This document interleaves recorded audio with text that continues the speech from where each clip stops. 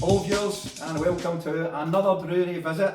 It's an absolute pleasure to be here where we are. Now I'm going to give you the big build up in a wee second. What I will say that this was a recommendation from one of our previous guests, Kieran. This gentleman's beer has been on the show and scored quite heavily, and also he's been mentioned on the show by a friend of the show, Dom, as well. Who is it? It is the one, the only, Phil Saison from Simple Things Fermentations. So thanks very much for agreeing to come and have a chat. How are you? I'm all right, thanks. It's a pleasure. Thanks very much for asking us to be a part of it. Absolutely. We're in stunning surroundings. So during the course of the show, we'll probably give you some history about the place, and we'll get lots of chat from Phil, of course, as well. But we ask everyone when they come on, Phil, is can you tell the viewers about yourself, your kind of history, your background, and maybe how you got into beer and brewing? Sure. So it goes back to home brewing, as it so often does. I was living in London. I was involved in the music business. Was managing recording studios in Shoreditch. Wow. Which was great fun, but also something that I was aware I didn't want to do till the day I died, and I needed a change. And all sorts of other reasons, we ended up moving up here, and I started homebrewing more than ever, because we lived in a little terraced house in London, and it was a chore to get all the brewing equipment out and then put it all away again. And we moved up here, had the luxury of space. Was the missus giving you grief? Yeah, of course. But there's nothing new there. Continues to do that to this day. Anyway, yeah, I was homebrewing more, getting more and more into it, had more time, more space, and I applied to do the course at Heriot Watt, the famous brewing and distilling course, which, of course, handily is only an hour from Glasgow. So, yeah, applied to do that, got accepted, and that was it, really. The die was cast. I was going to become a brewer from then on. So, did that year, and then almost immediately got a job with Harveston Brewery and did a couple of years with them, all the while sort of thinking about the type of brewery that I wanted to have, because as soon as I got accepted on the course, I always wanted to do my own brewery rather than just be a brewer working for another brewery. I've always had the kind of hankering for entrepreneurial stuff, I suppose, having my own business. So yeah, over the course of doing the masters and a couple of years working at Harveston, I was very much preoccupied with what kind of brewery it would be, whether to try and get a couple of $100,000 worth of investment and do it on a massive scale and blah blah blah, or whether to basically do it the way I have done it, which is with no investment beyond what I was able to get together myself, and do it small and let it grow organically. Yes. And that's kind of how it's gone, or is going. Superb. What I will say is that we're actually in the presence of the 2016 Homebrew Challenge champion. So he's actually an award-winning brewery. What I will say as well, it just smells amazing in here. It really, really does. It's stunning. Now normally at this stage we'd go in and we'd ask a wee bit more about the brewery. However, you found yourself coming up there, as you said. You've had a long career in the music industry. You've been to Edinburgh, you've came here, and I'm not going to lie, I've done a wee bit of research on you, and you've came into Glasgow. Now, we all love good beer, we all love craft beer. That's why you're doing what you're doing, that's why I do what we're doing. But one thing Glasgow is renowned for, and I think you'll maybe agree with yours, and I'm talking about the big juicy here. I'm talking about the big juicy, that Pilsner, that lager, that kind of stuff. And Phil has very kindly agreed. Now nothing goes by us, we are the south side, we're the kings of the south side, okay? However, you actually gave me a wee exclusive when I spoke to you the other day, and can you tell the viewers what the exclusive is? Absolutely, canned lager. Wow. The first can to be opened, I guess. Fantastic. First, certainly official can to be opened. And what is this? This is our Pilsner, Twisted Pilsner it's called. So we did it in bottle. We're just about to move from bottles to cans, and the very first thing that we've canned, because as you say, we had a feeling there'll be a local appetite for it, is canned lager. Brilliant. So yeah, shall I crack it open? Crack it open, yeah. Nice So obviously, I don't know, what's the ABV on this, Phil? It's 4.8. So Brilliant. it's about the right sort of strength for a Pilsner, I think. As indeed. It's lovely looking colour. Kind of a Czech style Pilsner. It came about from a jolly that I went on courtesy of Harveston and Charles Farron. Didn't get that many jollies from Harveston, but the ones that I did get were of the highest quality, and this was me getting sent to Czech Republic and Slovenia. Wow. Which was amazing. And the Czech Republic, I went to the Hop Research Institute there, and they were obviously going on about Sarts and various other sort of renowned Czech hops, and one of them was Kazbek, which I'd never heard of, but they were saying, oh, it's great, really nice lemony, sort of slightly spicy thing. And back then, I thought, well, a Sarts lager with a Kazbek dry hop, that's got to be done at some point, and that's exactly what this is. Can I just say, as a budding brewer now, in the past I've claimed to be some sort of a budding brewer, and I'm going to taste it as well. It just looks phenomenal though. It's really hard. I can't comprehend to actually get a beer to look as clear as that. Well, it's, I guess, practice. It's absolutely stunning now. Taste wise, wow.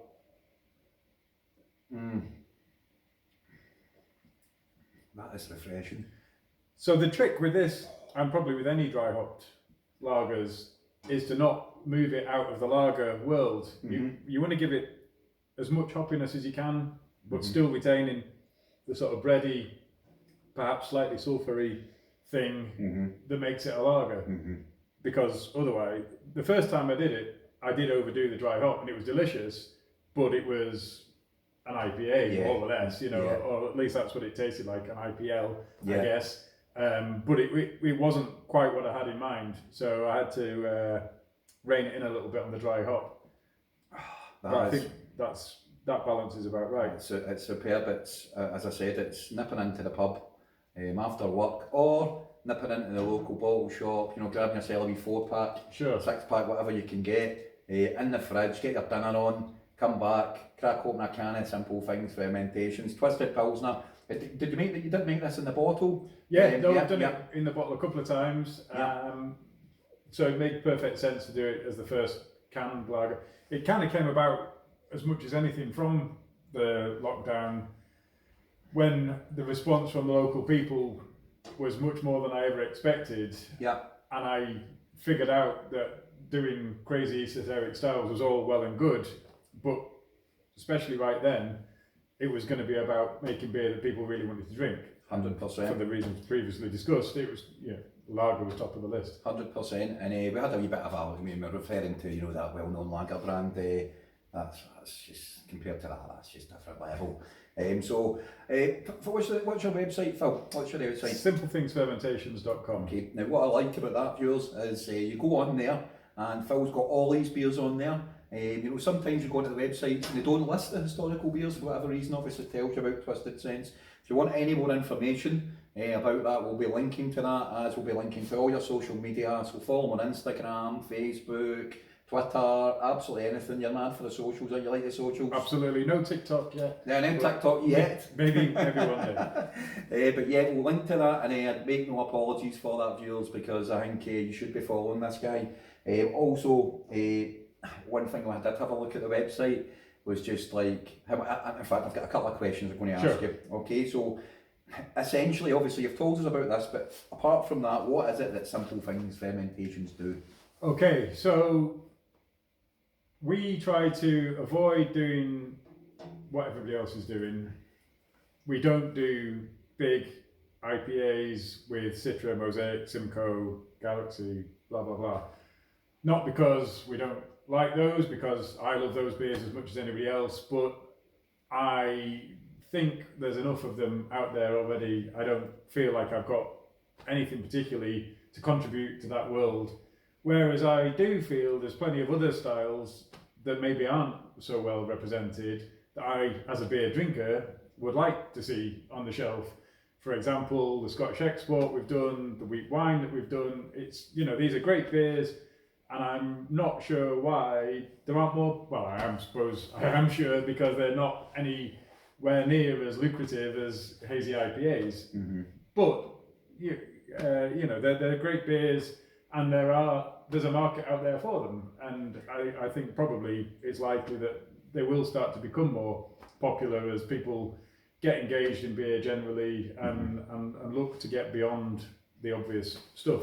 So yeah, we try to do the stuff that people like to do, this kind of thing. We do a table beer, golden ale, pale ale, the stuff that the pale, hoppy, easy drinking stuff we like to do, but we do it without using those big hops that you sort of see everywhere. And then as well as that, we try to do some slightly more esoteric stuff, the aforementioned wheat wine, ginger beer, saison, blah, blah, blah. Those kind of between the gaps kind of beers. That's what we aim to do, is try to provide a bit of a range with something for everybody, I suppose. Yeah, as it's totally different as well. You're doing some quite far out flavours, but you're also doing that in a kind of traditional style. Sure. So as you said, like the export, and also you get a shilling, etc. Yep. So get on the website, viewers, and have a look at it. Now we're in a wonderful building here. Can you just tell us where you're based? So we're in Muir End, beautiful Muir End.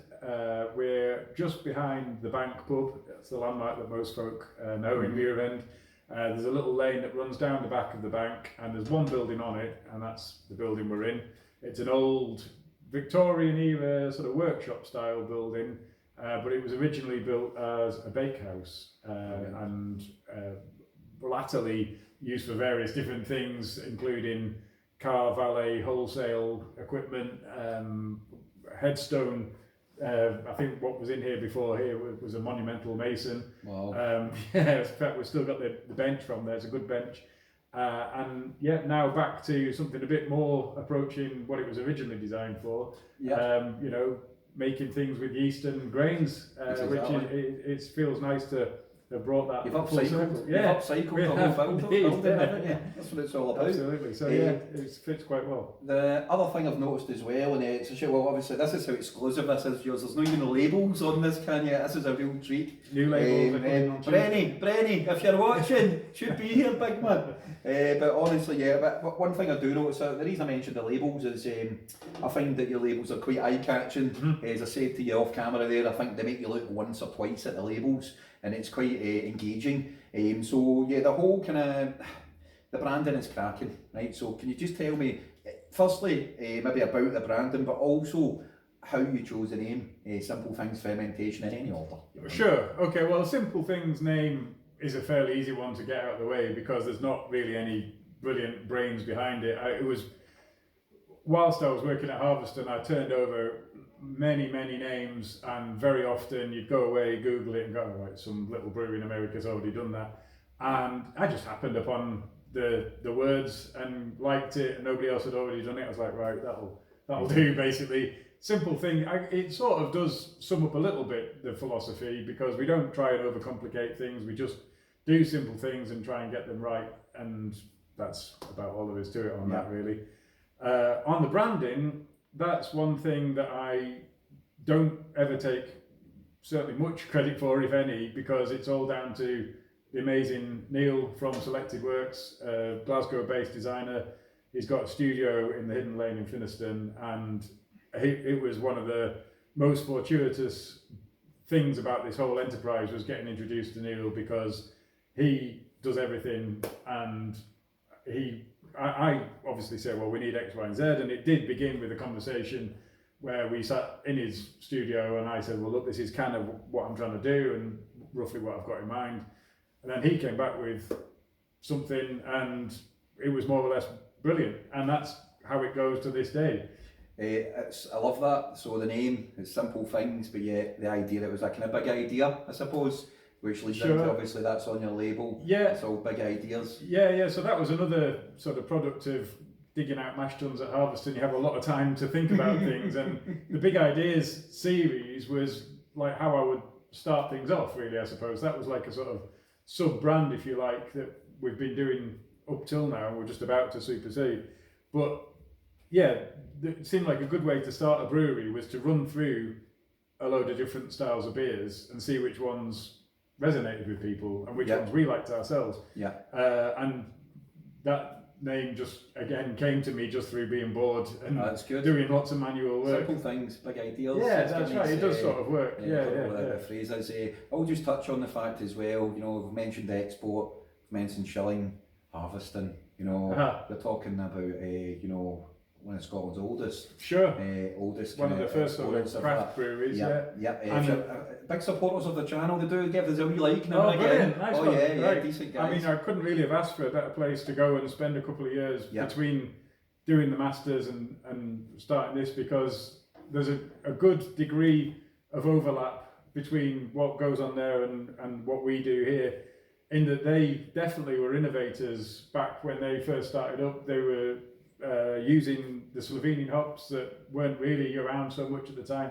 Bitter and Twisted, I remember drinking that when I was, you know, a lot younger than I am now. And it seemed back then, before the days of the Colonel and those kind of people who got hold of the American hops and brought them over here first, you know, it seemed like a much more interesting and exciting and tropical and fruity beer than most of what was happening at that time, and hence it won the award, you know, the good Canberra Great British Beer or whatever it was award that it won.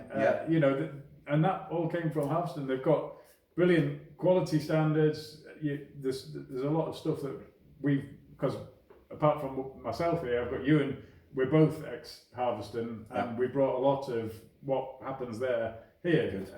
So yeah, no, it's a great stepping off point for us. 100%. I was going to ask this question, but I don't want to get too bogged down in the answer here, because it's like you've got that. It's remarkable, the actual what you've got on the website. But you've been trading since Christmas, roughly. Well, September, Christmas time, 2019. We'll probably go in, you know, what's happened in that period. But how many beers have you actually released? So we're up to 24 on the Big Idea series, plus the Thornbridge one, Whiskers on Kittens, and of the 24, we've been back and rebrewed a few of those a few times. So if you don't count those, I guess 25. Wow, that's amazing. And where can people buy your beers there? Well, good independent booze specialists in particularly Glasgow and Edinburgh, online elsewhere. Beer Moth in Manchester has a brilliant selection at the moment, which I'm very pleased about, because that was a huge part of my beer journey, that place. So it's a huge source of pride that they now carry a good selection of our beers. Fantastic. Yeah, here and there online, but certainly in Glasgow, Wee Beer Shop, Good Spirits, Marchtown, all the usual kind of suspects. He's doing himself a wee disservice here as well. You can buy all the beers on Phil's website, so as well, but he's far too modest to encourage you to do that. One thing I do like, Kevin, it's the same with other brewers that we visited and spoke to as well. You do keep the price, but your price point, by the way, Phil, is phenomenally good. I think you get a really good bit of value when you purchase a Simple Things beer. Thanks very much. But what also I've noticed that it's very similar on the website as it is to the bottle shop. Sure. I like that, keeping, nobody's cheapening the brand, etc., and it's keeping quality. But I would say, you know, check out, you've got some really obviously stronger beers, slightly more expensive. You've got the session stuff, but very well price point, without blowing smoke up your well, I mean, I'm a drinker myself, and it's what I'd like to find when I'm buying beer. And with regard to the sort of parity of pricing across us and everybody else, that's mostly out of respect to the people who sell our beer, our best customers. Who've been the most loyal to us since day one. You know, exactly. The worst thing I could think of doing is anything to upset those people, because it's been hugely valuable, the support that we've had from everybody. We'll touch on it later in the video as well if we've got a chance. But there is one exception to that. But I think that's a really worthwhile and charitable thing that you do. You know, we'll just touch on that later on. On your website, I like this. Right? So on your website, you've got the big, massive bags of hops and yeast and everything. One thing that sticks out for me is Bamberg. Yes. You know, like cannibals, really big Bamberg. Sure. Like myself, Brenny, we love that kind of traditional beer, and like Zoigo in particular ticks so many boxes for us. And then obviously Zoigo's effectively like it's treated like the Scotch whiskey industry. You know, it's got the wee triangle, you're allowed to brew it. It's like the champagne industry. Sure. So is that type of beer, is that like a big influence on you, would you say?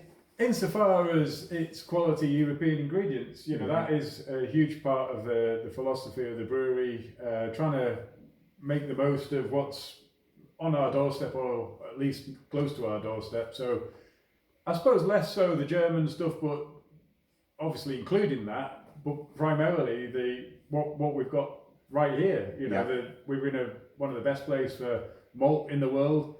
The water, which is 90% of the thing, we've got some of the best water in the world. You know, that's a huge part of it. And it's about carrying that on across everything. We've got some great hop suppliers. You're certainly not too far away. And you can include Germany, France, all the rest of it in there. We do use some American hops, you know, of course, because we love the flavour of them, and we love what they do with beer. But they're great American hops, you know. Quality of ingredients is huge from wherever they come from. Exactly. We are very lucky, aren't we, to have the quality of water here as well. It's one thing I have spoken to other brewers internationally, and they'd say, you know, I mean, they're actually treating the water to get it more like ours. We've just got it, and that's why all these Glasgow brewers make so good beers. It's true. It's super lucky, you know. The water that we use for this, I don't think we treat it at all, if I remember rightly, and it's more or less the same water that you get in Pilsen or, you know, the great lager brewing places of the world. You know? And that's why.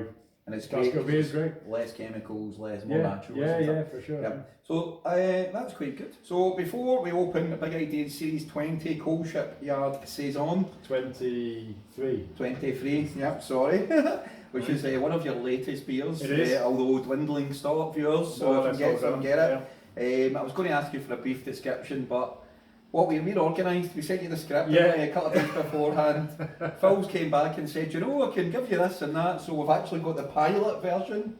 Sorry if I'll pick this up. Go for it. So we've got a label. This is how I love the fact that Phil's kept some of this. Now, I don't want you to big up Dom too much here. All right, sure. You know, he's that big enough. Do you know what I mean? At the end of the day, would I describe myself as more of an aficionado than Dom? I would know better than to actually do that. However, can you tell the viewers just a brief description about how this came about, this beer? Yep, of course. So during lockdown, we were working away as we do, and we had the usual kinds of things to do. Dom got in touch. I can't remember exactly how we ended up getting chatting, but he basically offered his services and we gladly accepted. So one day he came along, we were bottling, he helped us out with the bottling, and we were chatting as you have to do when you're bottling. And he mentioned the birthday that he had basically asked us to do a beer for it, which was a huge honour, really. You know, it's a fantastic Glasgow's premier beer outlet, and to be asked to brew a beer for it was hugely flattering. Are we talking about Koelschip? Right. Oh no, I thought we meant the other place. Anyway, so that was kind of bottling banter. Will you do a beer? Sure, definitely. And we kind of didn't even really need to talk about it that much. It was like, well, what kind of beer should we do? Saison, because, you know, what better beer to do? And what will we do with the Saison? Dry hop it with Sriracha, because Dom's mad for the Sriracha, man, isn't he? Mad for it, isn't he? Dom's just like Dom Sriracha, that's what we should call him, man. He sounds like some Italian kind of godfather, doesn't he? Dom Sriracha, we love you. But it is so true. So that's it. That's how it came about. It's class as well, because obviously, all joking aside, Dom's PlayStation game was probably getting far too good at that stage. But no, all joking aside, Dom obviously supports all the local breweries. He does. Arguably the finest selection of good beer in Glasgow for me. I go there quite a lot, and also he's very good at looking after his customers. He sure is. Some customers need more looked after than others. But anyway, without further ado, listen, he was telling us about this, you know, after it, and he was being very obviously the confidentialities. Like, I'm doing bottling.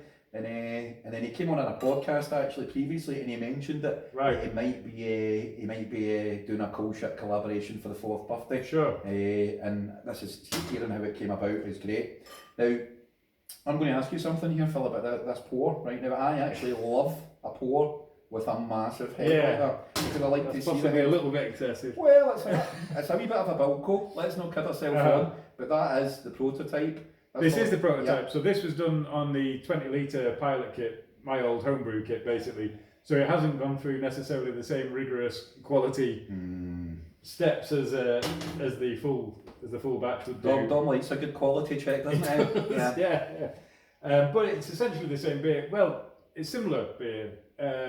We used it really to sort of identify what we should do yeast-wise, because Saisons really are all about the yeast, and we had a few thoughts on where to go yeast-wise. Ended up being a blend of Saccharomyces and Brettanomyces that just all went in right at the start. So unlike sometimes where you sort of do the normal Saccharomyces fermentation, then a Brett after that, we just put it all in right at the start, and that works out well sort of time-wise as well. It all kind of happens fairly quickly, and it works out well flavour-wise as well. Oh, it has. It's a lot. That is absolutely sensational. By the way, I have tried the Koelschip in abundance, I might add, but it is totally different from the final one. It is, but it shows you just what the yeast is contributing, which is an amazing fruit thing. You know, it's got such a great tropical fruit going on. And there are some hops in here, but not. I can't remember what it is. I should have done a little bit more research. I can't remember what it was hop-wise. I think a little bit of Solea, not an awful lot. I usually put a bit of Solea in whenever I'm doing anything Belgian, basically. I think it just works really well together. But there's not very much of it. Most of what's happening there is the yeast. And that, as we'll see in a minute, forms the kind of foundation for that one. Yeah. But what happens when we put the Sriracha in is it just resonates. The Sriracha just pulls out everything that's going on in there and then adds a little bit really harmoniously, I think. It was, I don't know whether Dom had that in mind when he said Sriracha, but... It's a bit like Dom, isn't it? You know, he pulls everybody together in the one place, and everybody's in harmony, makes it, exactly. Absolutely. So there we go. Can't believe I've just said that. I should have taken the one with the Bilko head, but this is, obviously that's the first time I've actually tried this. I haven't tried that, and I am choking to try that, because I've had that in draft, had it out of the bottle, cannot wait for that. But I can totally see the journey. Yeah, that's it. Now, I don't want to be one of these kind of hipster guys here, and we're like sitting here, oh, check those guys drinking the prototype, all that kind of stuff. But I think it's justified because we're seeing the journey of it. Sure. And we'll touch on it later on, because I believe there might be some stuff in the future. You've described it, I'll just say, I mean, there's so much fruit going on in that, but it's also very clean, I think, very clean finish. But then this has been brewed quite a long time now. Whether that's got anything to do with the cleanliness, I don't know, but it does seem to have matured into a cleaner affair. That's superb. It's changed a lot, actually. Like when we first did this test, the pilot, it was much less complex, more just like a kind of everyday Saison, I suppose. And then it went on this kind of journey, which it's still going on. How long, I mean, from cooking, right, to bottling, and then obviously there's a fermentation process on the bottle as well. How long would that take, would you say, for this particular beer? I can't remember when we brewed this now, but it must have been, was it March? Yeah, it would be about, I would say 6 months, something like that. Yeah. That is so. When I tasted that, I was expecting the oomph of the more recent one. But that is just, the finish on that is just, and as you say, far too, how do you pronounce these yeasts again? The Brett, I call them Brett. Brettanomyces, and the other one? Saccharomyces. Now, fans of the show, right, I'll know these because they've been mentioned before. I should really learn how to say this stuff, shouldn't I? I'll write it down. Aye, because I really should, because people talk about it all the time, but the Brett one especially, and the other one there has been mentioned several times, and that is a funky it is, flavour, but it's... And it'll be different again in 6 months. Exactly. Do you have a best before date on there? Yeah, there is a best before, but it's kind of fairly arbitrary, really. What is it? September 23. All right, okay. But I should think in September 24 it'll still be tasting all right. Exactly. It's like the Rochefort, isn't it? It's like you leave it for 8 years and then you have it, still tastes nice. Absolutely. As long as you don't mind those wee black bits at the top of it. But listen, that's great. September 2023 for the retail price of this, phenomenal, absolutely phenomenal. And I think when you're investing, I mean, it is an investment, but be quick, viewers. If you want to get any of this stuff, there is not a lot left. I don't even know, I wouldn't imagine there's any kegs left, is there? No. Yeah, they're no, well that's gone. all happened. Yeah, They're well gone. So, is it okay? I mean, I don't know how we're going to do this, or if you just tan. This is actually just as tannable. I don't know if it's more tannable now because it's got the whole cleanse factor. Yeah. Sorry, can you just remind me the percentage of this again? 6.2. Oh, 6.5, sorry. Wow, man. That's tannable. It's tannable. Tannable 6.5. That is. So what's the difference between that and this? Well, the difference is probably one of the main difference is this has been dry hopped with sriracha, but that one hasn't. Other than that, exactly the same recipe. Right. Then I suppose the minor differences are this is second time round for the yeast, so we use the same yeast, and it was a bit more primed, match fit, and I think that does make a bit of a difference. Yeah. And we did it on a slightly bigger scale. Other than that, it's the same basically. Yeah. Now, viewers, this was, I mean, essentially, obviously, we've got the story, but essentially it was to celebrate the 4th anniversary of Koelschip. Would I be right in saying that? I think it was the 4th, yeah. The 4th anniversary, and they had a bit of a party down there. I was that drunk that Phil was actually there that night, and so was Gareth, I don't even remember. But it was a really good wee night for everyone to come together and support Koelschip. Sorry, just to be a wee bit self-indulgent. Matt Cowburn, if you're watching this, I get dinged by JB and Soup, so Matt Cowburn, thanks for coming and sitting beside me and talking to me. But it was nice to meet people. But it was a really good atmosphere that night. Yeah, super. I think just before we taste this, because I had that at the beginning of the night and also had it at the end of the night. Probably blame those homemade the tequila with the green stuff. Did you have any of them? I didn't. But this, I'm really looking forward to this. We had it on draft that night. So cheers. Cheers. Happy birthday, Koelschip. Oh, happy birthday. Oh, it still smells so similar.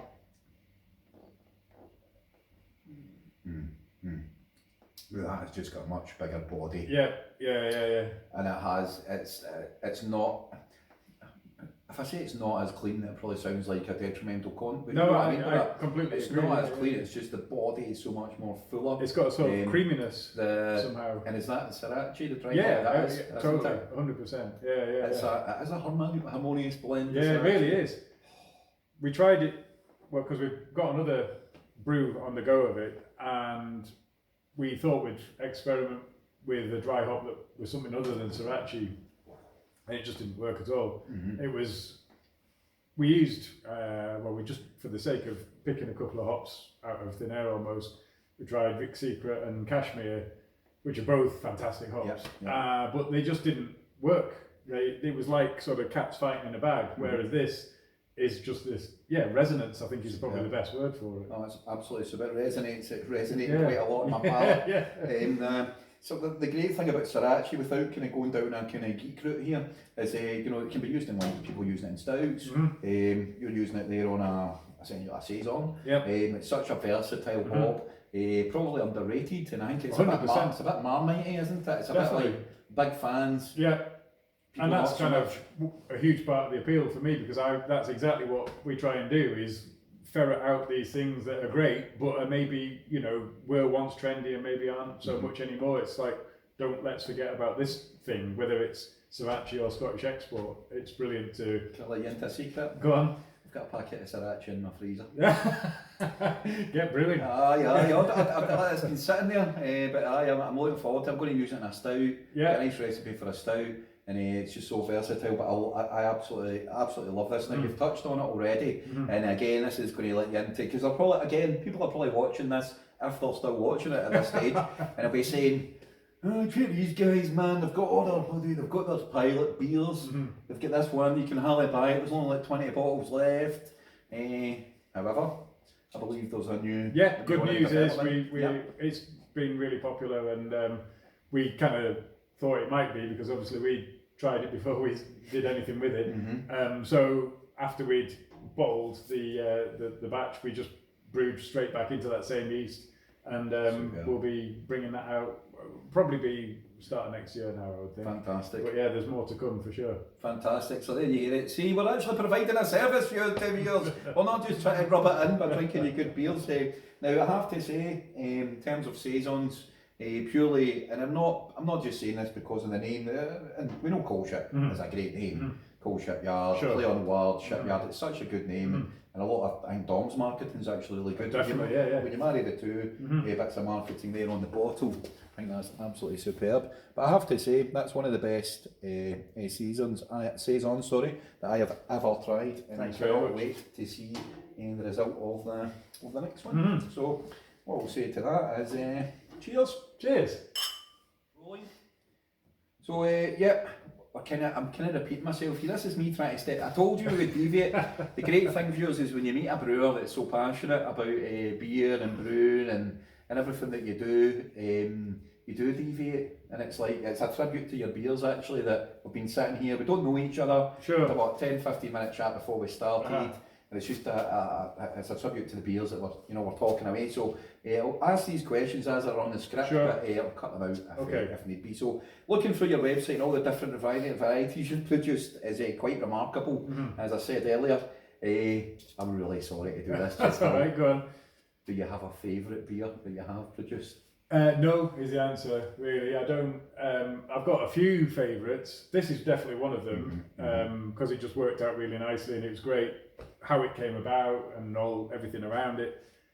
Other than that, I really like the peated pale that we did, for whatever reason. Again, it just sort of came together exactly how I wanted it to, and it kind of summed up as well, or it certainly fell in with the idea of the brewery, finding an ingredient or a process that I think should be way more of a thing.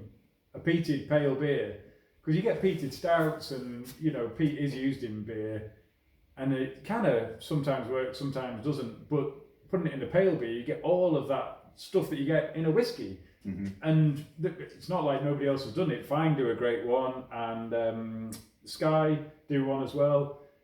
But why aren't there more? And we did ours at 6%, which I think is a great strength for a beer like that. So yeah, that worked really well. It wasn't for everybody, and it never was going to be. And I kind of like that as well. It wasn't meant to be the next trend in beer, but it was something that some people were going to get really into. And so that was probably one of the ones that stood out for me. Exactly. Without just getting sidetracked here as well, I do think some of the Nadal series by Fine Ales are fantastic series. A bit like yourself, they use traditional. I think people are in Scotland. Peated, obviously you're going to use peat. Absolutely. And the great thing is we've already touched upon as well that you're not shy about recycling your beers and bringing it out, etc. Which leads me on nicely to the next question, which is, and again, I'm not asking you to sell the beer. The beer sells itself, right? However, what would you say? What has been the most popular for you? What's been the biggest seller? So probably the pale ale. I guess just because it says pale ale on the label, apart from anything else. But it's a good beer. Is that the peated pale ale? No, just a regular pale ale. So the thing that's slightly different about our pale ale is that we just use European hops. So the idea of it is, and it was the first beer I did, number one in the Big Ideas series, was called European Pale Ale, but it's basically become pale ale. And the idea was always that it would be a big, fruity, American style pale ale that only used European hops. And originally the idea was that it would get some of what it has from the yeast. So I used a Kvite yeast. Since then, it's evolved over being brewed. I think we must have brewed it 6 or 7 times now, and each time we've tweaked it slightly, and without really meaning to, what we've done as we've tweaked it is made it more and more simple. There's been various things in there that I put in there to begin with that would do various things with the ultimate aim of it being this sort of US style hoppy pale ale.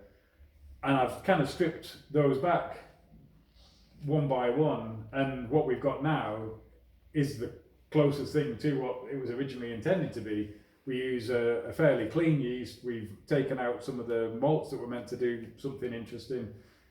We still use just European hops, and it's Hallertau Blanc, a French hop called Bar Rouge, and Mandarina Bavaria. And the tricky thing with the hops on that beer is to not have any of the sort of spiciness.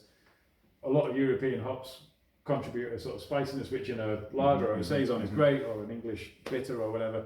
But for an American pale ale, you don't want that. No. And those three varieties, you do get the fruitiness without really any of the spice. And yeah, one way and another, that's probably our most popular beer.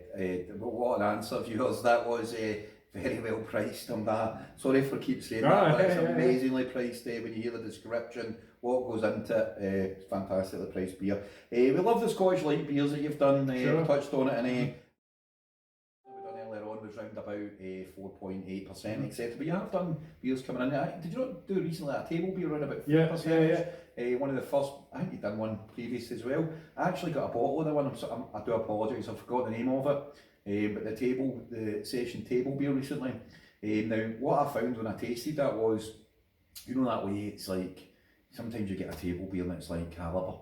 It's like that non-alcoholic beer, and it's like, well, there's some good non-alcoholic beers out there, but this actually had quite a bit of flavour to it. Is it hard for you to get that kind of flavour into a low ABV beer? Yeah, it's hard to get the sort of satisfaction factor, if you like. I think that's what it is as much as anything. You can put flavour in fairly easily just by adding more hops or whichever way you choose. It's more that kind of, as you drink it, does it kind of hit the spot? That's the slightly more... Phil, can I interrupt here? Yeah. It's the tannable factor. Exactly. It's the tannable factor. It is. Well, tannability. That's beer generally. Do you want to go back to it? Do you want to have, you know, that's what you're always aiming for. That's the ultimate goal is do you want to just grab it and have another sip? Yeah. Session. And with lower alcohol beers, that definitely is more difficult. But there's various different tips and tricks that you can employ. And yeah, obviously we employed them. The Scottish Light was kind of a really interesting example of that. That's a sort of 60 shilling and it's a dark coloured beer at sort of 3%. And I did a couple of trials of that, which one of them I just, happens rarely, but I just like, that's disgusting, just put the whole thing down in the sink.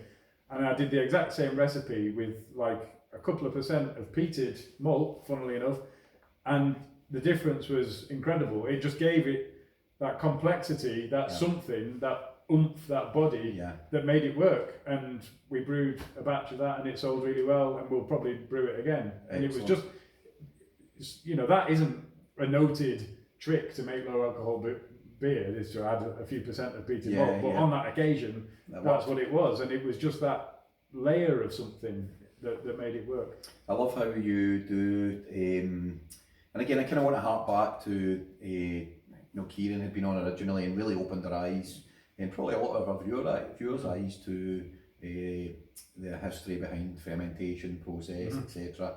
Then taking that on board, obviously seeing Gareth, he's got, you know, experimentation, etc. going on, and I love the fact that you're kind of doing that as well. You're just using a slightly different process in terms of how it's stored, etc. But you're also kind of taking that style and kind of pushing it together with more, you know, like so many different styles. It's like music. It's like you're taking, you know, different genre. It's like the Chemical Brothers, for want of a better word. When they first came out, you know, they had that kind of rap, hip hop feel, the breakbeat, or like the Prodigy. You know, they had the rock and roll, the breakbeat. So it's kind of like that. There we go. Are we going to call you the Chemical Brother? No, I don't know about that, but it is kind of like that. I was kind of going on off a wee tangent, but it's class. So quickly, now Phil did offer us to try this, but I mean it's 7:30 at night at the moment, and I mean I'm working tomorrow. So, but can you just touch on wheat wine, because I found that a very interesting one. Yeah, well that was really just a kind of an idea of what we brew next. What do we try and do? Things that aren't really that much done. Oh yeah, it was number 20. That was it. It was number 20 in the series. Big Ideas series. That's right. And I think it was number 20, right? Yeah. And it was like, well, this has to be something a little bit interesting, special.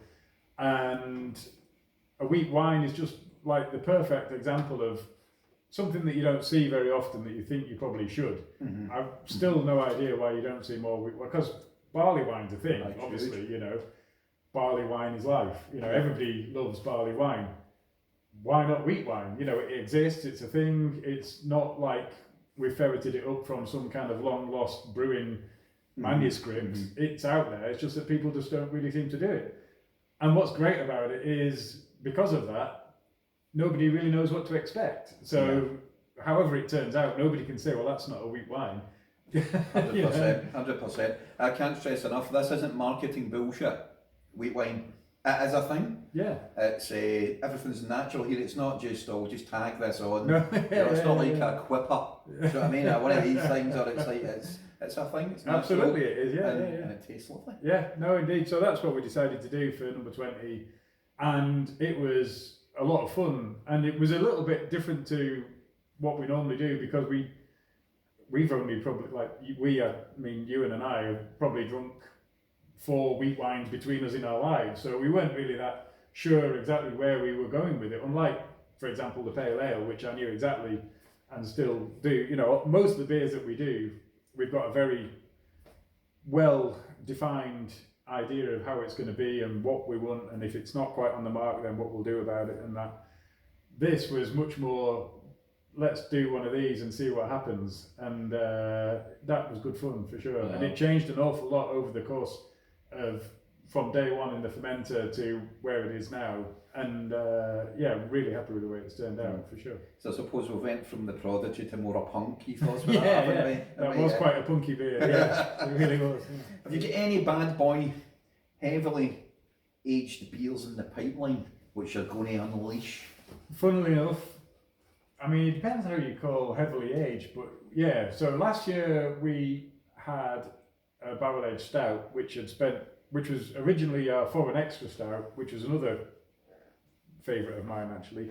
Going back to that question, we put 200 litres of that into a whiskey cask that had previously had beer in it, so the whiskiness had kind of gone, and it was really all about the kind of bacteria and microbiology that was in there, and that did something pretty interesting to that stout, and that all went out last Christmas. As we emptied that barrel, we had the double date knocking about, which we bottled most of. Which was a really good beer as well, I think. We put what was left of that into that barrel. And sorry, Phil, can I just say I bought that, right, and I had it, and see after I was drinking it, I was like, I should have kept this. Well, good news, because there's a barrel aged version of it coming this Christmas. Superb. Yeah, so and I've absolutely no idea what it's going to taste like. Yeah. Because it did something, as I say, pretty interesting to that stout. It made it not so stouty and more Flandersy, and I think that plus this double date, and I put a load more dates in the barrel as well. Wow. So yeah, it might be that it doesn't work, but I've got a funny feeling it is going to work. Right. And so we're going to be bottling that over the next few weeks, and hopefully it'll be out in time for Christmas. Fantastic. So a nice wee Christmas present for all your beer fans out there. So I think that's us in terms of other questions. We're probably going to move on to another beer. So I'll just do another cheers on this. Do you know why? Because it is fucking terrible. It's a damn good beer. Cheers. We're back again with another beer. We didn't do it all in one take, viewers, as you can probably tell. So you've recently hooked up again with the mighty. When I say mighty Thornbridge, in fact, I'm not going to say anything I don't know. It's a wonderful can, this, by the way. Can I just pop in? It's Whiskers and Kittens. It's a Thornbridge collaboration. It's a chocolate Dunkel Weisse.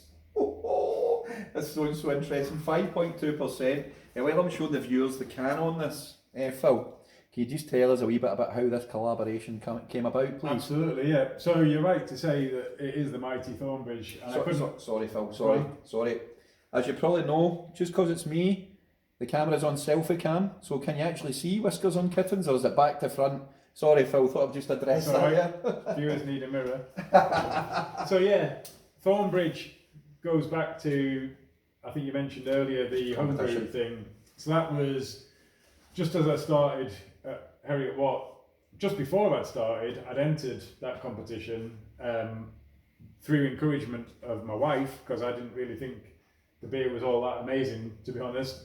And there's a whole other story about that. But anyway, I was about a week or two into the Thornbridge, the Heriot Watt course, and I got a phone call saying that I'd won that competition, which was absolutely incredible.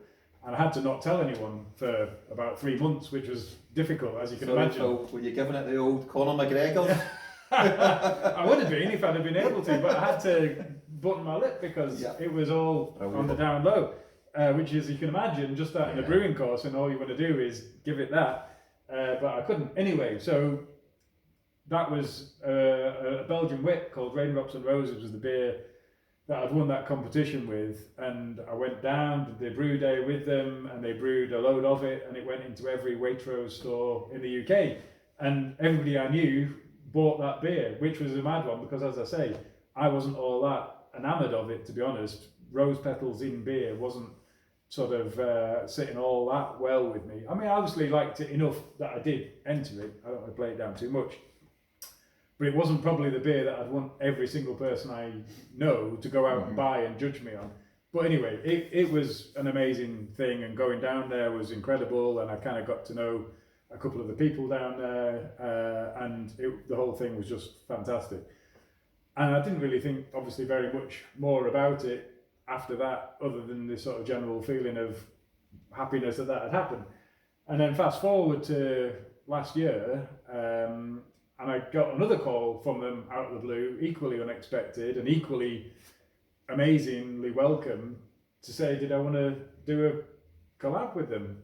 They basically obviously remembered who I was from having won the competition, and there'd been a Brewer's Journal article. I hadn't had an awful lot of time last year to do an awful lot in the way of press, marketing, that sort of thing, but I did at one point manage to get it together to put a press release out, and Brewers Journal picked it up, and they did this really cool thing with my backstory and whatnot. And somebody at Thornbridge read that, we're like, he's got his own brewery now, and they over the lockdown started this beer subscription service, as I think quite a few breweries did, and they've carried it on, and I think it's probably one of the more successful ones of them, partly because of who they are and the scale that they do things on and all that sort of stuff. And so they said, do you want to do a beer to go in the subscription box? And of course I said, well, absolutely, 100%. And so we knocked a few ideas to and fro.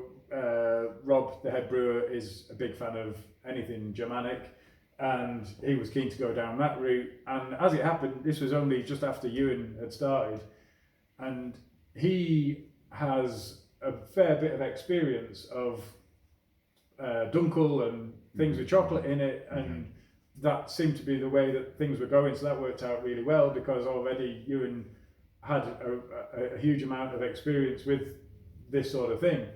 And also Rob was very keen that it wasn't a sort of novelty chocolate beer that, like a cream egg stout. Yeah, exactly, that any sort of chocolate thing was pretty much just a suggestion of chocolate rather than exactly that. Not marketing bullshit. No, exactly. Yeah. You know, Rob's an incredible guy, and he's very much an integrity sort of person. So yeah, we were all basically in the same place on what the beer should be. So we did a few trials here, which were mostly again about getting the yeast right, because thanks to Ewan's previous experience, we were already pretty good on the rest of it. But the yeast, we had to go through quite a few different strains until we eventually happened upon the one. I'm going to interrupt you here. I'm really sorry, viewers, because Phil's in full flight here. Can we get this cracked open? Yes, absolutely. Right, and then we can come back to this, because you've already covered it all here. And these are the chocolate and Weisse. Yeah, is not something that you would you? That's not a regular. No, I don't think it is. No, yeah. Oh my god, it looks so colourful. Oh yeah, I'm just going to put that up to the camera while you're talking. Oh, that head! Yeah. That is absolutely stunning looking. Hope you can see that. Absolutely stunning. I love how have you brought that one up to a wee bit. It's not been in the fridge as long. Maybe not. Yeah. Oh, that's perfect. No, it's exactly how it should look. That is a lovely looking beer. And the idea was obviously bananas from the sort of bananas all over it. The yeast and a bit of chocolate, so you've got that kind of banoffee thing. So sorry, you were. Can we taste it? Then we can just come back to the process. Is that all right? Oh, cheers! Cheers!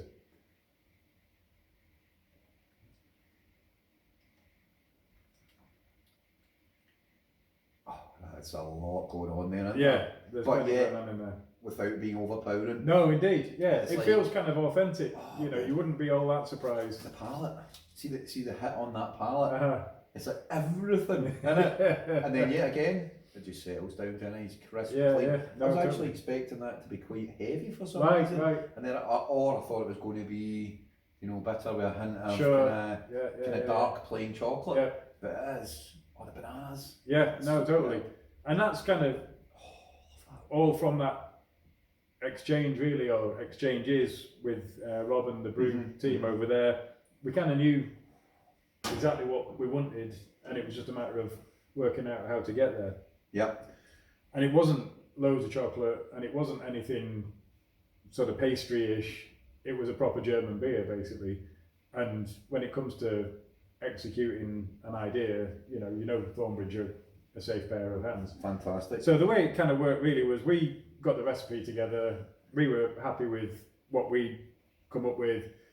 We sent them samples of what we'd done, and they were like, "Yeah, this is it." And then they brewed it. Basically, that was Superb. yeah. It was we didn't end up, unfortunately, managing to get down there for the brew day, but it felt like it was very much a genuine collaboration because of the way it came about. Well, I think it speaks volumes about how far you are on the branding on that. I love the can, the STF logo all the way through it. It's a fantastic looking can. I'll actually get a picture of you of that because I'd like to do that so the viewers can see the can. And was this subscription only, or is this actually Well, it available? was originally billed as that, although a few cans did get out into the wild. I know Rainville Superstore had some, and I think maybe some more ended up out there somehow or other. But yeah, primarily it was for the subscription thing. On the can, I was at Brew London, and the Thornbridge guys were there, and they came up and said, "Here's the label, what do you think?" And I was like, "Oh yeah, it looks amazing." And it just so happened that I was talking to this marketing lady, Jenny, and she was like, "Let me see that." It's like, it doesn't say Simple Things Fermentations anywhere. And it hadn't occurred to me, because it's got the flag all over it. I was like, "Oh, brilliant." But yeah, it didn't actually say, so if it hadn't have been for the fact that she was stood there, it wouldn't have said Simple Things. It would have been possibly a bit of an oversight in terms of marketing. The thing is, as you know, obviously we know the brand because you're kind of king of the local scene, but it's really good cheese Ponty Dad. It is really So good. people are like, "What's that?" It would have been a bit STF? of a misstep for sure. But no, it's a superb can and it's a superb beer. It's a slam Dunkel, I would say. Hey! And but I can say it's banana. Sorry about that. But it's I'm going to have that for a beer in yeah. future. So it's banana cake. It really is, yeah. It's actually, am I right in saying that would be quite nutty as well? I think there's a nuttiness to it. Yeah. I can drink. I can Sort of pecan type thing, maybe. Yeah. talking beer. Mm. And this is one of the beers. If you can get hold of this, it's a real one. It's a perfect one to share as well. Yeah. 5.2%. Perfectly, perfectly sessionable, I would actually say. But I would love to say that's the kind of beer I could share with so many people. Yeah. So many different members of the family. And I think people would be like that, people that like desserts would like it, people that like ales would like it, people that like porters would like it, stouts, it's amazing. Yeah, no, it's got plenty going on. Sorry, is that the phone going there, Phil? Sorry. Oh no, Thornbridge still have no funders for a collaboration. Right, but just let them know we are available. I'll pass it on, all right. for sure, So I would actually, what we're going to do, if it's okay, is we'll continue. So I want to just continue with this. I want to give just a cheers initially to the Dunkel. Sorry, Whiskers with Kittens. Sorry. Whiskers on Kittens. Whiskers on Kittens. For sure. Was it you or was that Thornbridge? So the one that I did that won the competition back in 2016 was Raindrops and Roses, and that was a beer that I did with my daughter Martha, who was 8 at the time, 7 maybe, and it was brewed for my wife's birthday, and me and Martha kind of came up with that name, and it was a great name for a beer with rose petals on it. It was a superb name, and so when this came along, it kind of made sense to refer back to that a little bit. And it's the next line of the song, of course. That's amazing, actually. I just caught that as we've been talking. Yeah. I'm terrible. You can tell I do my research, but it's hard to do the research, and I'm a firm believer that it's the brewer themselves. Yeah. You share tell the it stories. exactly. Yeah, so no, these for wee sure. things. that's one of the great things about this beer, isn't it? Good beer Absolutely. in general. There's all these wee backstory. It's not all marketing BS. I've said that a few times, but it's not. There is this backstory about it, and it all just all goes together. Now we are going to talk a wee bit about. In fact, do you know what I really wish, Phil? Go on. I don't suppose you've got. I mean, obviously the champion brew. Let's just call it the champion brew. Now, have you got anything at all like that? Anything you've been working on at all? To Raindrops and Roses? Yeah. Well, funnily enough, I have, Yeah. The next beer that we're going to release in the Big Ideas series is a Belgian Wit. And of course, it made sense to refer back to the recipe that I'd already had the success with. Have you got any? I have, yeah. Would you like to try it? Can we try that after that? Yeah, of course, no problem. Yes! Right, Joe, so we've just managed to score an extra beer. Brenny, you watching this? Brenny. But aye, so thanks for that, Phil. No bother. Now, I'm just going to continue talking actually because, in fact, is this part of Brewdog collabfest? It is, as it happens, yeah. Because we had spoke about it and I'm not an expert, right? I don't know what Brewdog collabfest, don't know a lot about it. And then just when you said, we can talk about the collabfest, sure, and then immediately I'm like that. Yeah, He's got some of that. Yeah. You do have some of it. There you go. So, can you just tell the viewers, some people watch this, they won't know what it is, so, I mean, what So, is collabfest, I'm not an expert either, but I think it's a thing that happens every year whereby each Brewdog bar chooses or approaches a brewery that's local to them, and they work out what they're going to do in terms of beer. The brewery brews it, and it goes on sale, not just in the bar that they worked with on it, but it goes onto a big list of collabfest beers that every Brewdog bar everywhere can choose to either stock or not. And I think if Don was here, he'd be quick. In fact, I'm surprised you've not already mentioned this, because one of his claims to fame is that the Fallon Raspberry Choo Choo, I think, was Dom's idea as part of a collabfest thing way back whenever it was. Wow. That's one of his big kind of success stories. Kind of talk to Dom these days. I mean, he's busy running that the best bar in the world, isn't he? So he's that busy, but I will hit him up for that. But listen, I do apologise also. I should be asking him. I should know more about collabfest, but it's one of these, once you get bogged down and you're don't you? You do. That's why we come to places like this, Phil. Absolutely, yeah. Eyes open to lovely things like this, and also collabfest. So am I right in saying then that will this then be available on draft? Indeed, yeah. So they came. It was actually Dave at Ride Brewing. Big shout out to Dave, because Sterling Brewdog Bar went to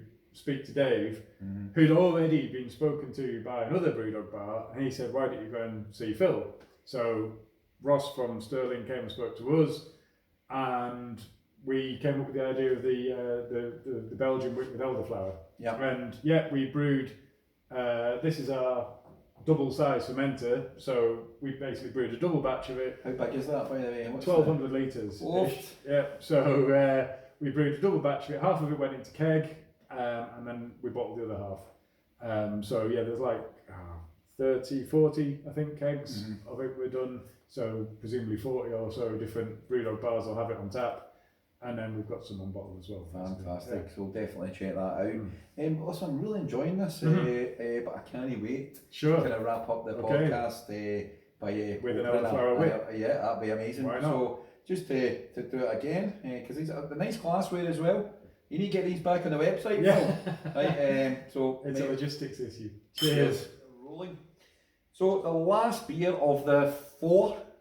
I'm not going to lie, Phil, I'm feeling a wee bit merry. Yeah, I'll say that. I'll be honest. I'm not shy about admitting that.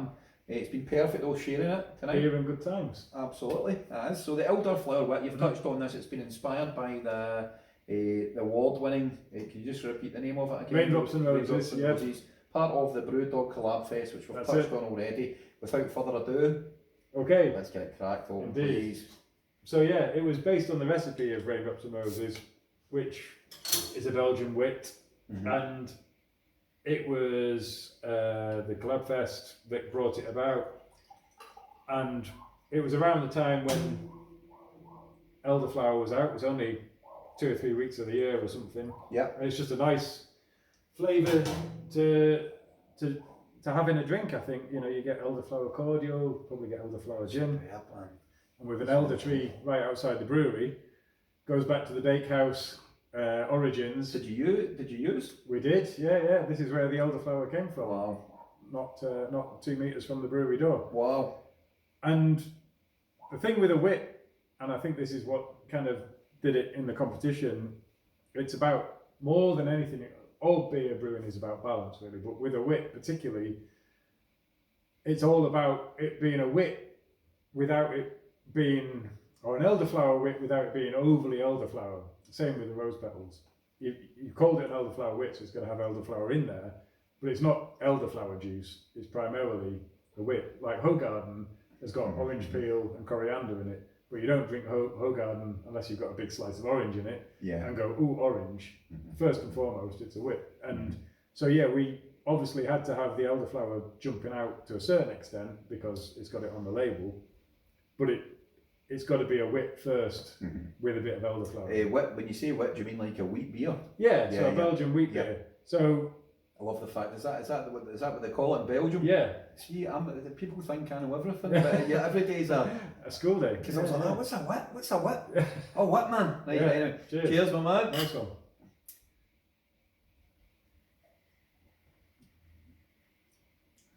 So yeah, it's got that kind of freshness, a little bit of spiciness, which goes really well with the elderflower. Oh yes. And the fruitiness from the wit yeast. Oh, 100% has. It's not. It's not. The elderflower's not overpowering. No. You definitely get it in the aroma, but it's not overpowering at all. And there is a bit of spice to that. There is a little bit, yeah. And that's come through more recently, I think.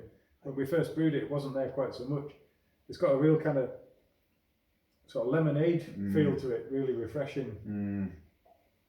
Oh, that's lovely. I could actually think of a lot of food that would go with. Oh, it'd be a great food pairing beer, that. Yeah, for sure. Absolutely superb. So, I know we kind of covered that earlier on, so I don't want to go over ground that we've already been over, and I'm not glossing over that at all. We don't need, but we'll give you a bit to run through before we finish up. So, cards on the table here. Right. Now, a lot of the guys, when we speak to you off camera, and we give you P1, I'm going to ask you this question.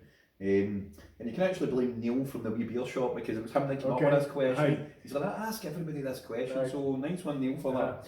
You have to drink one beer for the rest of your life, and it cannot be your own. Right. What would you pick? And we will give you two. Okay, right. I've got one. I should have put a bit more thought because you did ask me this beforehand, and one of them popped to mind. I thought, I'll think about the other one, and I completely forgot about it. So the first one, Taras Bulba, Delacen. This is the second person. Really? Yeah. Who else said that? Gareth. Did he really? He did. Interesting. Yeah. But then that doesn't surprise me that much, I suppose, now I think about it, because as he probably already told you much more eloquently than I will. No. That was Delacen's attempt at an English cask beer, and there's very much elements of that in what Gareth's doing. Why do you like it so much? First and foremost, because it's just a delicious beer to drink, but for the same reasons probably that Gareth likes it. I love the kind of combination of brilliant beer culture, the British history, the dry finish, the noble hops, but with the kind of exciting exoticness of a touch of Belgian yeast in there as well. Continental. Yeah, exactly. Yeah. I think it kind of ticks every single box, because I remember the first time I ever had it, it tasted to me like an American IPA kind of thing, because there's so much fruit in there. Only subsequently going back to it and finding out a bit more about it, did I realise it really has nothing at all in common, really. I mean, I guess when you go back far enough, everything's related.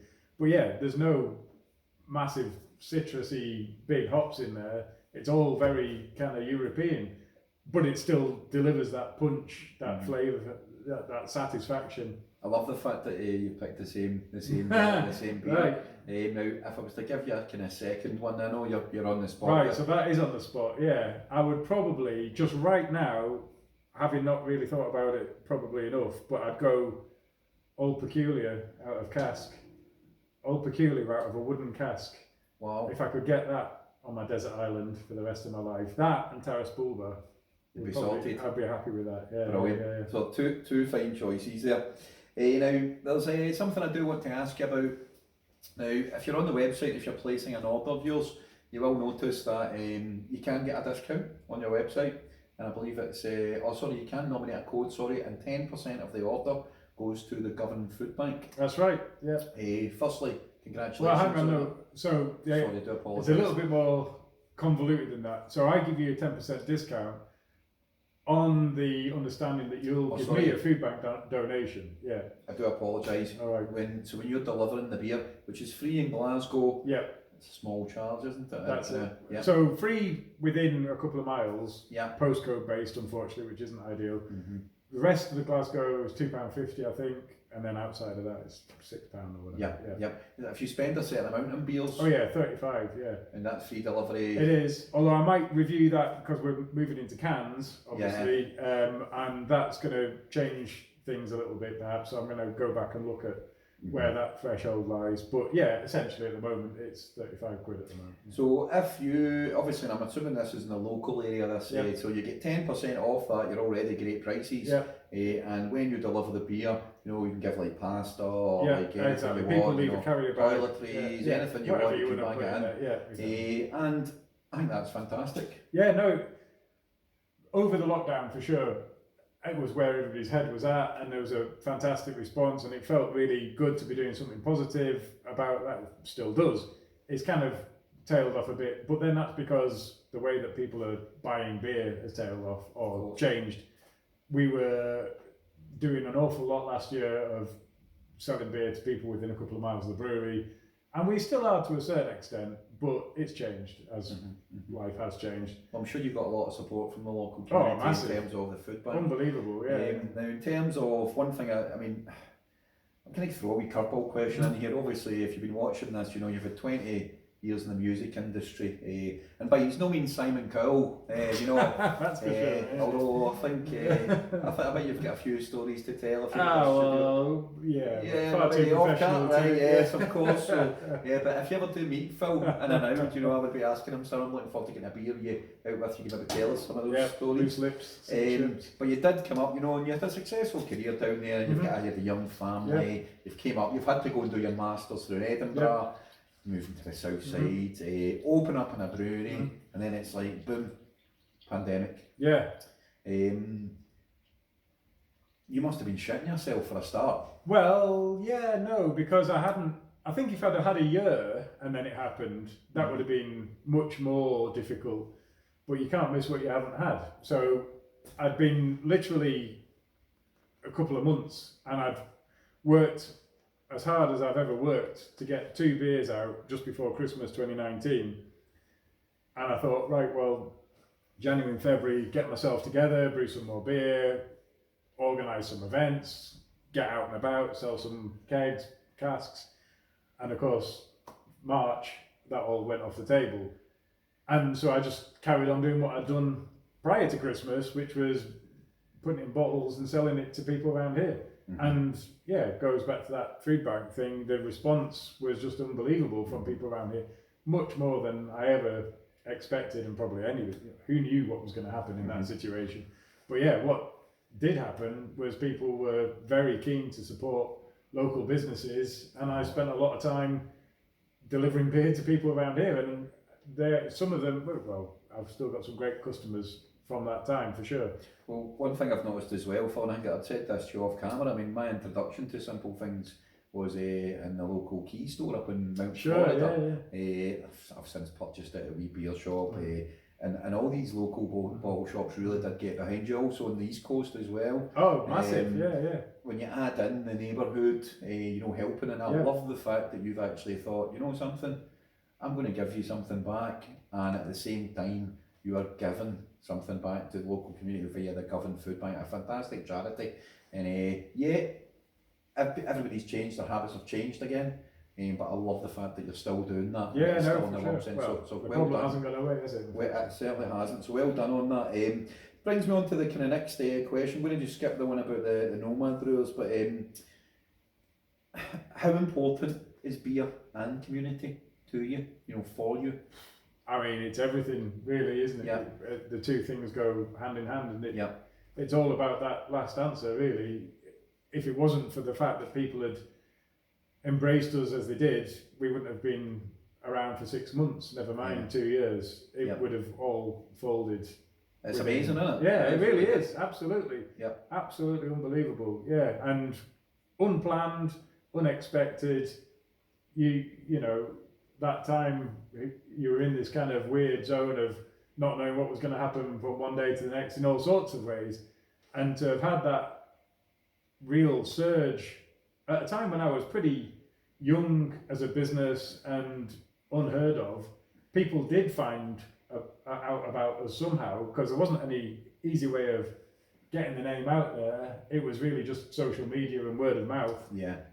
And through that, there was this incredible, support. Oh, it's good, isn't it? Yeah, it really is. It's amazing. And still to this day, those, like I say, those same people order beer. Some of them turn up at the door. We chat. We find out about each other. We become friends. And can people order? So on your website, people can't just turn up. Yeah, that's right. Yeah. I would urge you viewers to have a wee look at Phil's website. No matter where you are, if you're down in England as well, you know, you've heard what it is, £35. I'm not surprised you're revisiting that, but even if you put that up to 50, 80, 100, whatever, but that is a good deal, because in it, if you add in, it's different. Obviously, they can't do the 10% discount. However, MD in Glasgow, just donate to the Govan House. Absolutely. You don't need to do it through, but you are getting 10% off with Phil. So, I love this question because I'm now going to come to it now. So, we're in your house at the moment. Right now, I know, you know, there's some fantastic guys out there like Dave down at the Ride, for example, opens the doors. You know, I know that Overton are all over the place, aren't they? They're here, there and everywhere, but they let people in, and you know, you've got like guys through Edinburgh, there's loads of people that are doing collaboration beers, etc. But Nomad Brewers in particular, because the fermentation style and the kind of farmhouse style is very, well, it's kind of, I think it's coming up. I wouldn't admit, is it still niche? But a lot of the guys that are making this, that have got the knowledge in that, do not have access to that. So, for example, Industrial Farmhouse was brewed here. Indeed, yeah. Fantastic farmhouse ale. Farmhouse, how would you describe that? A sour kind of, I don't know what it is, but it's brewed here. So anyway, you're letting wee madmen like Kieran come into your brewery, right? You know, it's an absolute pleasure to do so, especially Kieran, because he's an absolute fountain of knowledge, plus a lovely guy, and you learn more from him than you'll teach him, that's for sure. And it brings the place alive. And what was nice about that, which might change over years, I don't know, but I was at a point, and I still am really, where I'm not precious about if that happened and this went there. Now that Ewan's here, actually, it would be a bit more difficult, because Ewan's remit is quality and consistency, and therefore anything that might potentially affect that, it's his job to worry about. Whereas back then it was just me. I was like, come on in and do it, and it worked out great. You know, nothing went awry, and yeah, we each learned a lot, and I think I probably learned a bit more than he did, and a great beer came out of it. And I just regret really that there isn't more time now, because we are busier. And we have to be a bit more sort of business-like about about things.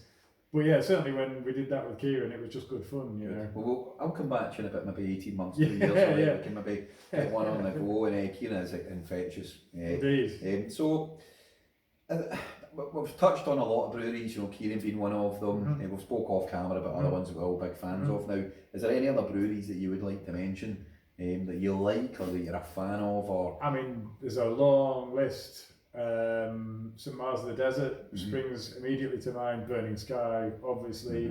I think I'd probably give a shout to More Beer, because they were sort of OGs of the scene. I remember some of the earliest sort of really good beer that I had when I was living in London was theirs, and they're also big advocates of bottle/can conditioning, which is another of our passions. And there aren't that many people who make a song and dance of that. The Colonel are all bottle conditions, but they don't mention it, and that's very typically cool of them. But yeah, that'll do as a little selection. But I've got a long list of breweries that I admire and would love to drink more of. What I would say of yours is get in contact with Phil, you know, sign up to his Instagram, sign up to your Twitter, your Facebook. I've certainly found it quite humbling meeting somebody like yourself that's came from a music industry background and all that creativity and taking that same, harnessing that creativity and putting it into beer, doing so many different things, you know, funky, dare I say zany type things, you know, we were talking junk earlier on, chocolate Weisse, Dunkel Weisse, it's fantastic and it's what makes the beer community, not just in Glasgow, it makes it Sure. fantastic. Yeah, completely. We've touched on a lot of things tonight, and we've said to brewers in the past, you know, is there anybody you want to even just give a shout out to, or is there anybody you want to maybe thank or something? Well, I'll say thanks to Ewan for being my kind of second in command, and it's been a huge part of moving from one level of brewing success to another, or brewing, I don't know, competence or something. Without getting too Oscar's speech about it. Yeah. Everybody who's kind of, I suppose, the local community has been probably the biggest thing. People like Neil, we Beer Shop, people who've just gone above and beyond supporting us, means such a lot, and we wouldn't be here without them. Superb, Phil. Anything else at all coming up for Simple Things? Because we have covered a lot tonight. If you want to mention. I mean, the can thing is the next big thing. With that, we're sorting out some kind of branding stuff in that. Up to now, it's all been big idea series. With the cans, we'll have the core range, so the Pilsner that we drank and the Pale Ale, which is coming through, they'll be in cans and keg permanently, core range, which is kind of a new thing, I suppose, for us, having gone through this series, to have a couple of permanently available beers. That's quite a thing. And then the next thing will be seasonals, which will be stuff that we've done, that we've liked, that's worked. We'll continue with the big idea series, and then the mixed firm stuff will be wild style. So we'll have sort of like 4 distinct paths, if you like. I hope we can touch on that with you in the future. Oh yeah, definitely. So Phil, all that remains to be seen, and what I like of yours is when you get a brewer that likes his own beer that much, that he cans it before I do, it's just to do, I know you can't really do it, but I'm just going to go up to the camera and do you know something, cheers? Cheers. Nice one.